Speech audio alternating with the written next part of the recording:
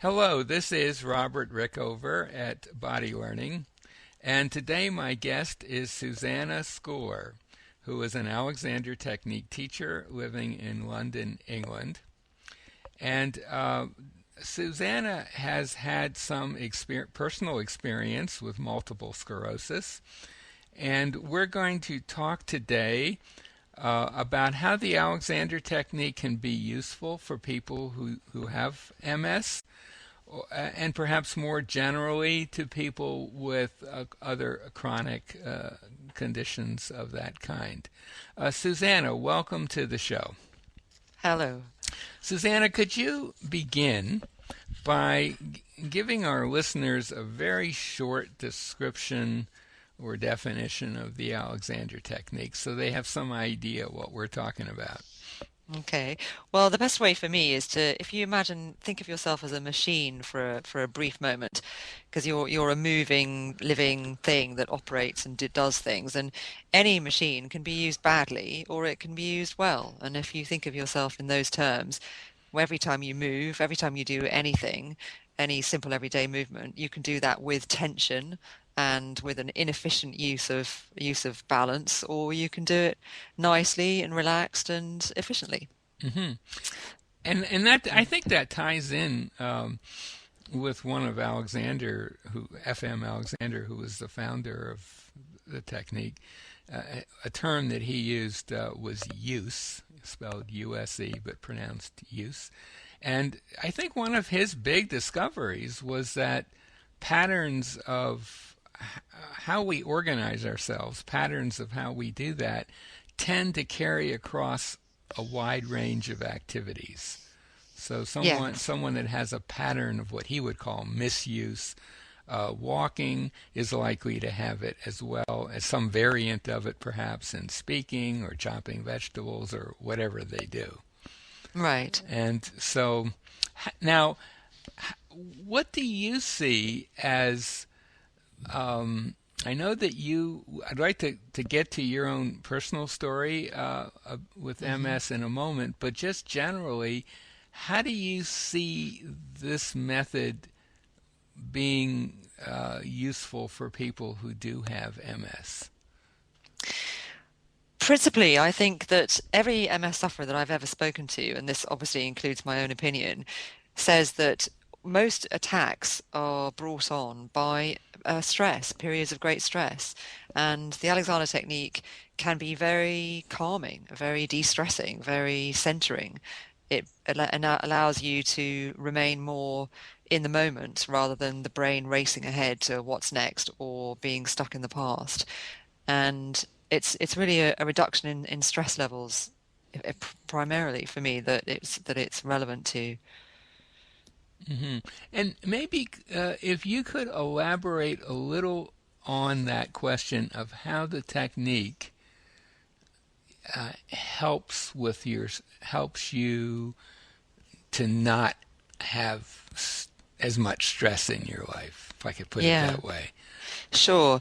The Alexander technique is something that helps me to remain much more calm and more aware of what's going on in what I'm doing with myself. So if my mind is always racing ahead, if my mind is always busy, either in the past or busy in the future, thinking about what's next or thinking about what I did yesterday, if I'm not really paying attention to now, then for sure my physical tension, the tightening and shortening in my muscles that I might be unconscious of is going to be taking over a bit. The Alexander technique brings me into the present moment, enables me to do what Alexander technique is what we tend to say we stop and think. And that stopping and thinking is just very calming in an overall sense for the entire neuromuscular system, for the nervous system. And that's what it is for me. It's calming. So the stopping that you're talking about is another way of saying that might be bringing your mind to the present moment, to what's Yes. actually happening right now. Absolutely. And of course, the Alexander technique is generally known for helping people improve the ways in which they stand and sit and move and perform and so on. Indeed. But and I'm sure all of those things would be beneficial for anyone with MS. But the feature you're talking about or you're emphasizing, I think, is this.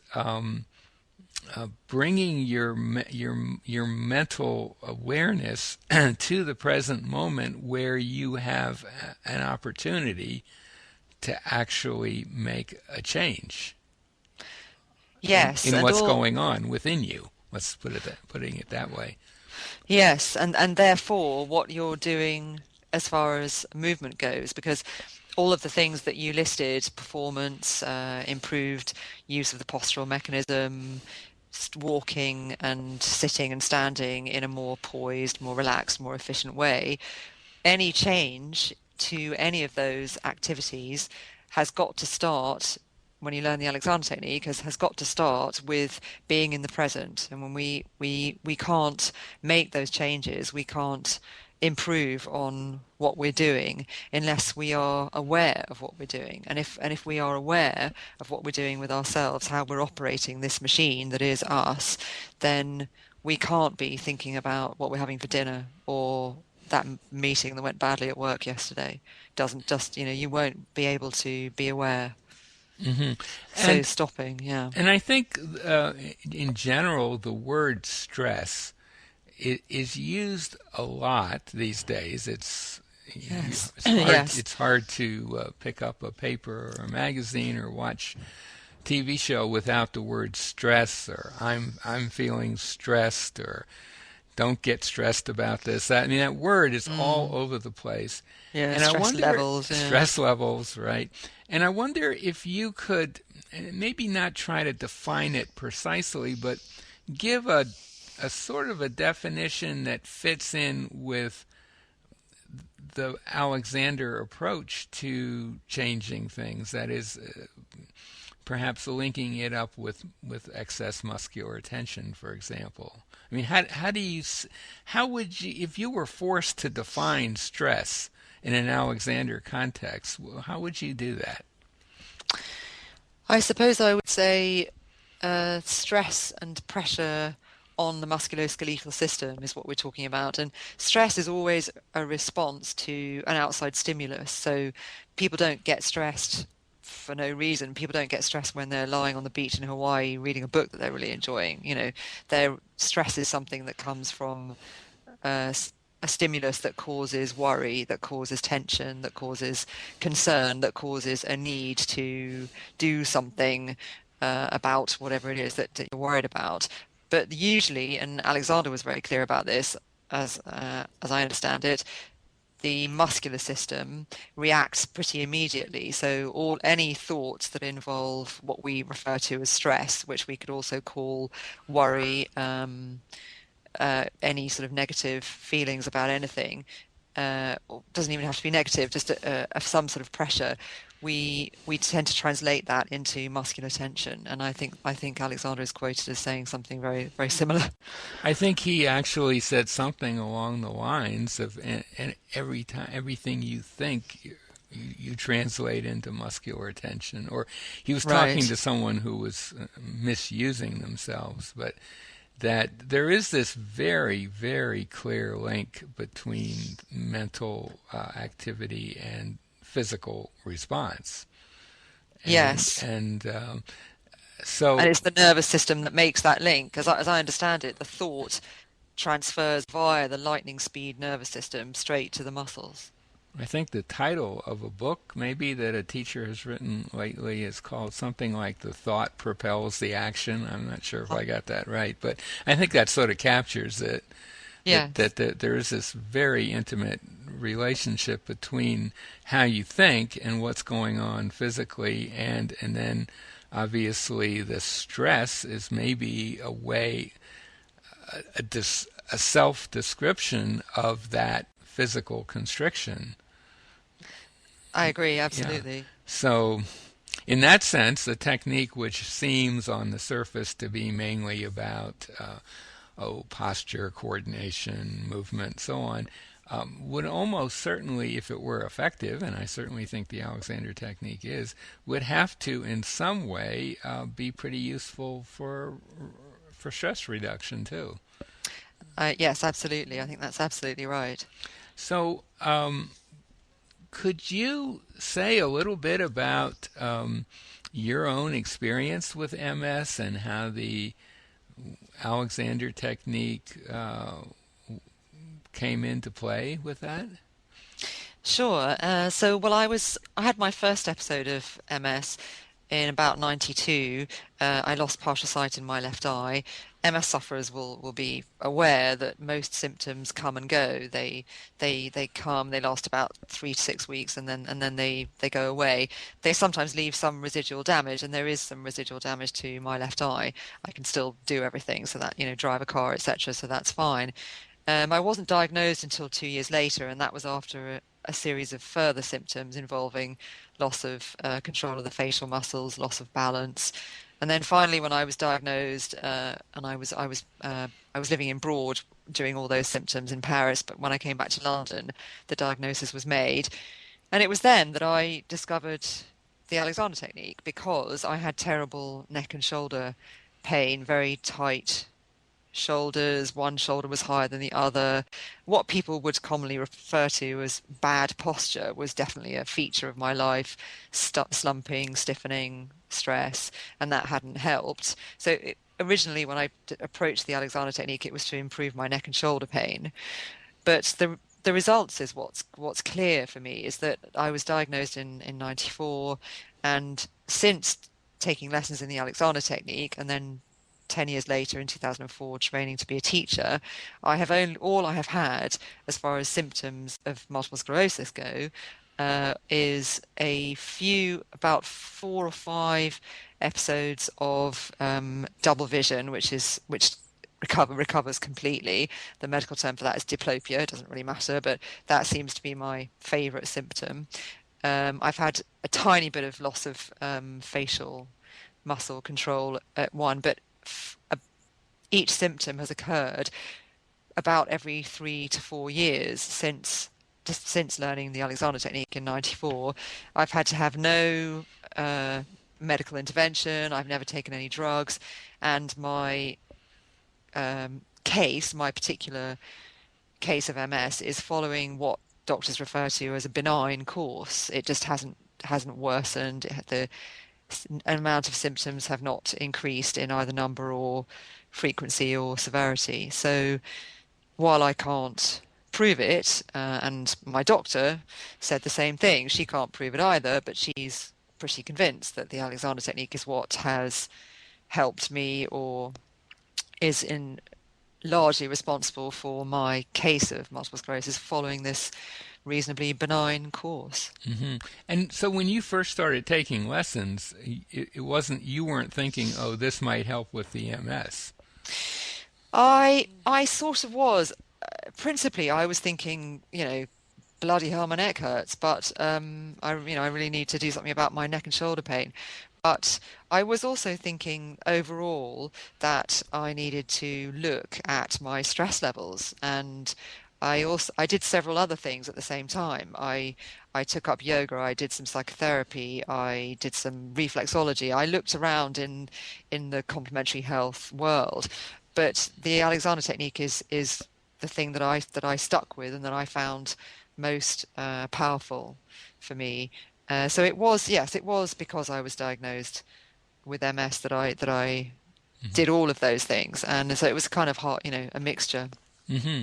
And I think we probably should pause here for a second to make it really clear to our listeners that the Alexander technique is in no way a medical process. We are teachers. We teach people how to use their physical mechanism, their body, more effectively.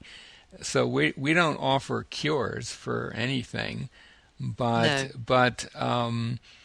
but as you said, often people with MS or perhaps other chronic diseases, if you can kind of get at the stress triggers, you can make life and also help people to move more efficiently, sit, stand, and move more efficiently. You can do an awful lot to make their lives happier. I mean, officially, I suppose you still have MS, right?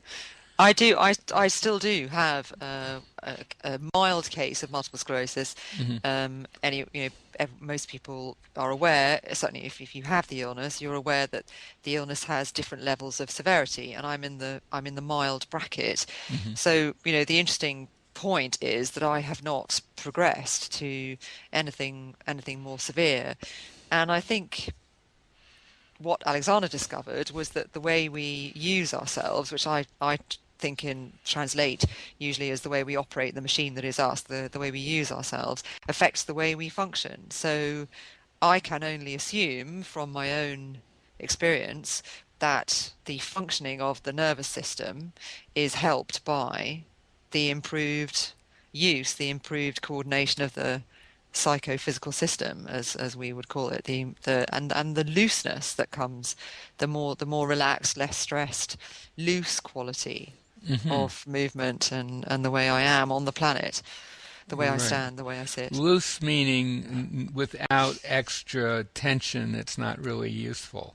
Would that be a Yes, short, I would. short Yes, I would. translation of that? Yeah. So, if someone's listening to us right now and they think, well, maybe I should check out the Alexander technique, what if someone with MS came to you for lessons? Hmm. Maybe could you say a word or two about what might happen in the first lesson or two, so they have some idea of what they're getting into? Sure. Well, if anyone who comes to me for a lesson in the Alexander technique, regardless of what condition or what issues they have that has brought them to me, I would always make it clear that the Alexander technique is an educative process. Is that we're not treating people, we're teaching people to be more aware of what extraneous, unnecessary, unhelpful tension they're carrying unconsciously in their system all the time. If they're holding on at the shoulders, are they aware of it? If they're tensing the lower back, are they aware of it? So, and I would be working with them to start noticing those habits of tension. So it sounds as though, in very general terms, there's not a lot different that you would do with someone with MS than just a quote ordinary unquote student. Yes, I would agree with that. Yeah, Hmm. there isn't, because the random nature of multiple sclerosis. That's where the word multiple comes from.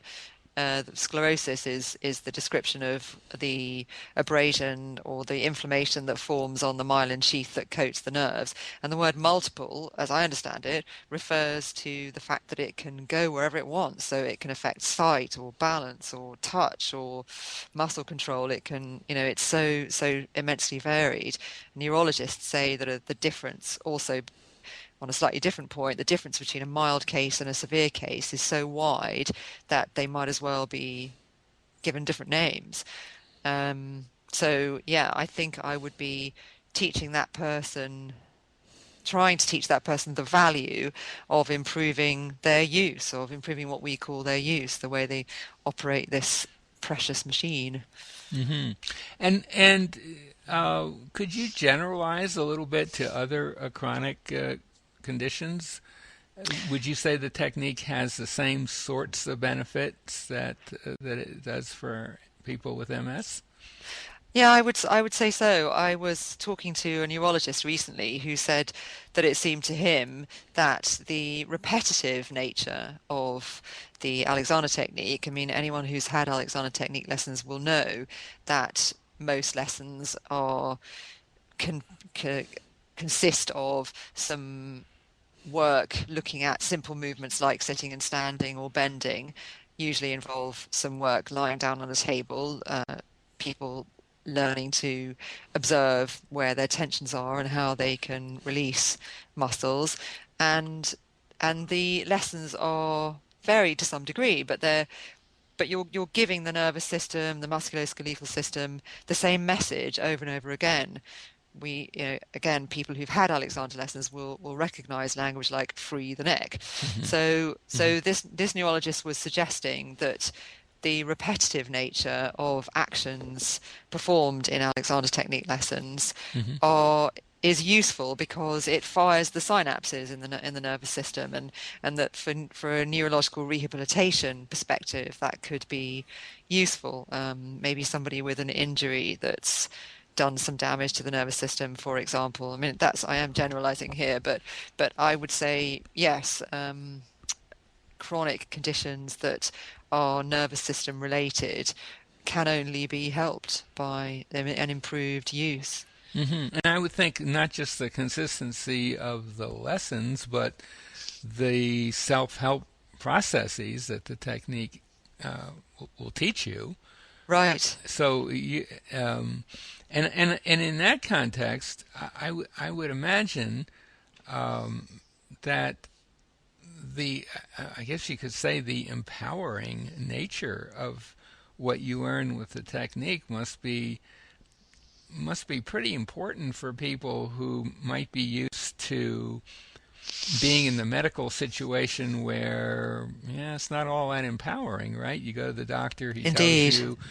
he tells you what's wrong with you and what to do about it, and you don't, you're kind of in a system that you don't have too much control over. So, That's absolutely right. And if you have MS, you're acutely aware that there is no cure for it as yet, although, lots of people think there will be, certainly in my lifetime. And also the drugs available have side effects. mhm. So the word empowerment is really important here. I think that that's absolutely crucial for me. I mean, that's what I say to people is that we we try, and hopefully succeed a lot of the time in empowering the individual in ending a dependency on people fixing them, which is where I was in '94. I was extremely dependent on osteopaths to relieve the pain, for example, and I was empowered by the Alexander technique, and I now know that if I do get muscle tension or headaches or neck pain or whatever it is, I know what to do about it. I know that I can practice the Alexander technique. I have this skill for my life that I can take wherever I go. I don't have to apply to anyone else to access it. And apart from freeing people from various medical processes and so on, it also at some point frees you from your Alexander teacher as well. I mean, Right. you're not going to be, if you do take Alexander lessons, you're not going to be taking them forever. That's for sure. Most teachers would discourage that pretty strongly.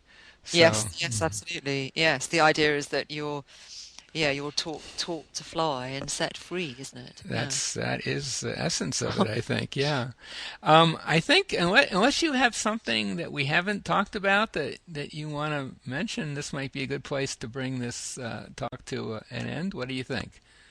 That sounds about right. I think I've covered, I'm very glad to have had the opportunity to say what I've said. Okay, well, my guest today has been Susanna Scholar, who is an Alexander Technique teacher in London, England.